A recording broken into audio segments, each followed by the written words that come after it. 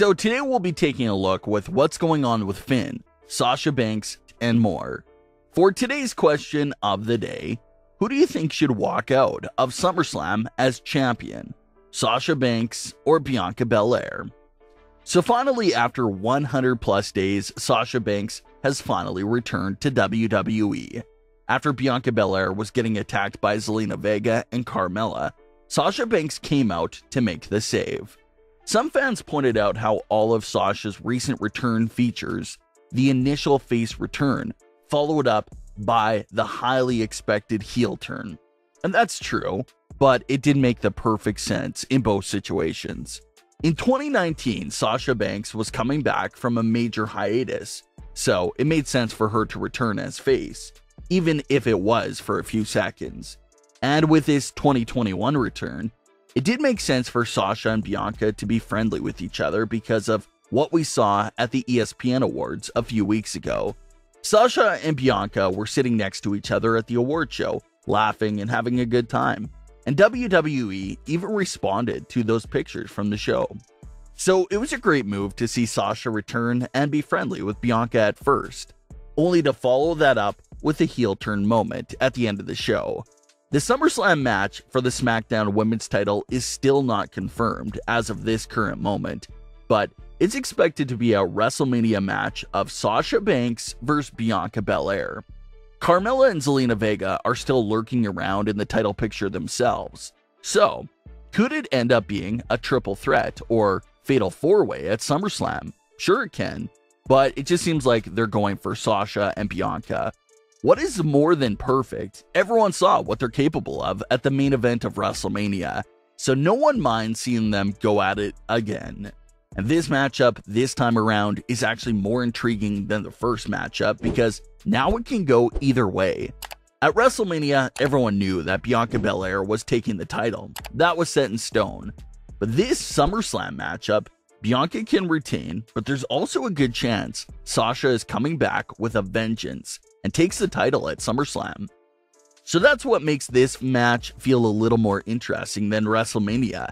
It now feels like a 50-50 matchup where both women have a realistic chance of winning the match. It's also great that we're seeing this feud continue because the build-up to WrestleMania match got better towards the end, but the very start of it was very awkward with Reginald's involvement. So hopefully that same sort of thing doesn't happen again, and that they actually tell a great story this time between Sasha Banks and Bianca Belair. Bianca has surpassed 100 days as champion. She's quickly turning into a great champion, but on the flip side, Sasha Banks is going to be possessed to get the title back.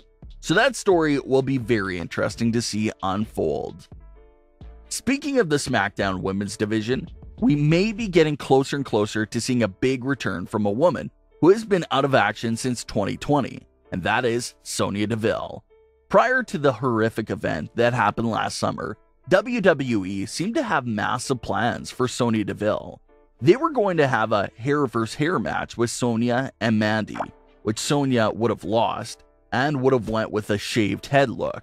Those plans reportedly had to be cancelled because Sonya's lawyers didn't really want her showing up to court with a shaved head out of nowhere. So all those plans were switched and Sonya was given some personal time off. She returned a few months later, but this time as a WWE backstage official. Sonya did have to leave WWE after SummerSlam, but they never quite explained how she was able to come back. It seems like Sonya's character might have suggested to work her way up and start as a backstage assistant, and they agreed. And Sonya has climbed up the ladder. She first appeared to be an assistant. Now she's an equal to Adam Pearce, and they share power. Sonya is interesting because she has two directions to go in here. Either try to take full power away from Adam Pearce, or get involved with a story that will lead her to return to the ring.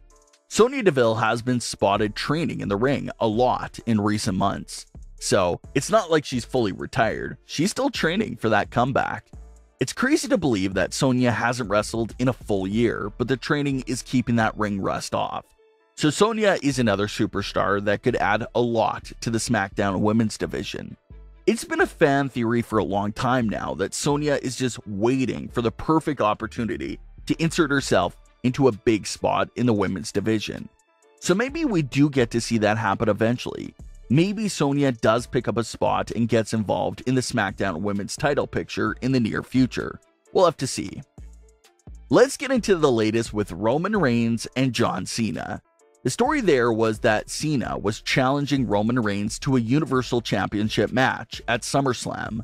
A lot of fans went back to Cena's feuds with The Rock, where he was very hard on The Rock for leaving WWE for Hollywood and coming back only to skip the line for the WWE World title. So it's crazy to see how Cena's words has sort of flipped on himself. He's now the Hollywood star that's only returning to skip the line for the WWE World titles, so fans picked up on that as well. But Roman Reigns turns down Cena's challenge and accepts Finn's challenge. The matchup with Finn turned out to be fake, and just part of the story, with Roman Reigns and John Cena. Roman and Finn have a contract signing, but Finn gets attacked by Corbin. Corbin tries to sign the contract himself, but gets attacked by John Cena, who ends up signing the contract. The match between Cena and Roman Reigns became official. This was a unique way to confirm that match, that's for sure. But at the same time, does this segment open up a loophole and logic issues for future contract signings? This segment basically told us that you can attack the challenger during a contract signing, steal the contract, put your name on it, and you get the title match, no questions asked. So knowing that fact, shouldn't we see everyone coming out to attack a challenger during a contract signing from this moment on? That's what this moment basically told us. Anyone can sign the contract during the signing, and it's your title match.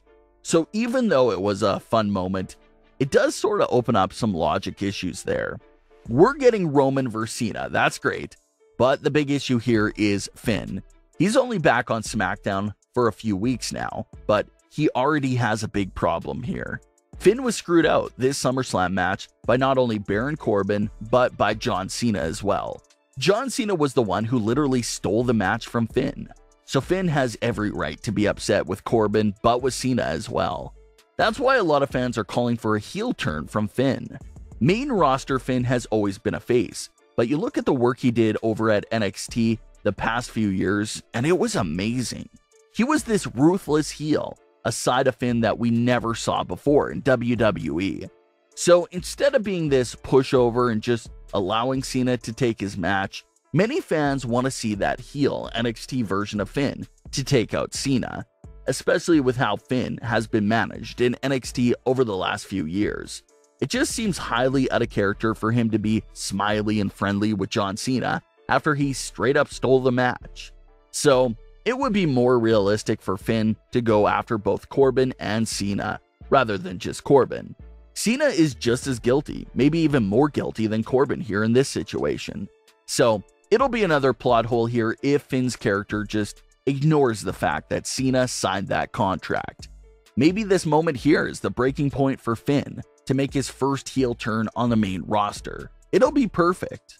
But what are your thoughts on today's stories? Leave your comments, don't forget to subscribe with all notifications on, and leave a like if you enjoyed. Thanks for watching, guys.